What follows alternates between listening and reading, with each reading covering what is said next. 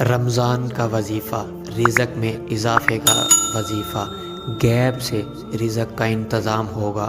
اگر کسی کو کام کرنے میں مشکل ہو، کوئی بیماری ہو یا وسیلہ نہ بن رہا ہو، یعنی اگر کوئی چاہے کہ بغیر زیادہ محنت کیے روزی ملے یا آسانی سے دہاڑی لگ جایا کرے، تو فجر کی نماز سے پہلے یا فوراً بعد میں اول آخر ایک مرتبہ درود شریف اور سورۃ فاتحہ 1 مرتبہ، سورۃ علم نشرح 3 مرتبہ اور سورۃ قدر 11 مرتبہ، اللہ تعالیٰ بلا مشقت اس پر فتح رزق رکھے گا۔ اس وظیفے کو اپنی زندگی کا معمول بنا لیں، رزق کی کمی نہیں ہوگی۔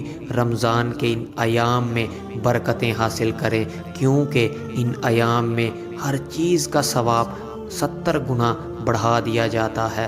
لہٰذا اس وظیفے کو اپنی زندگی کا معمول بنائیں اور بالخصوص رمضان کے ان ایام میں اس وظیفے کو کثرت کے ساتھ کریں اور رزق کا انتظام ہوگا۔ انشاءاللہ اللہ آپ کی مدد فرمائے گا، آمین۔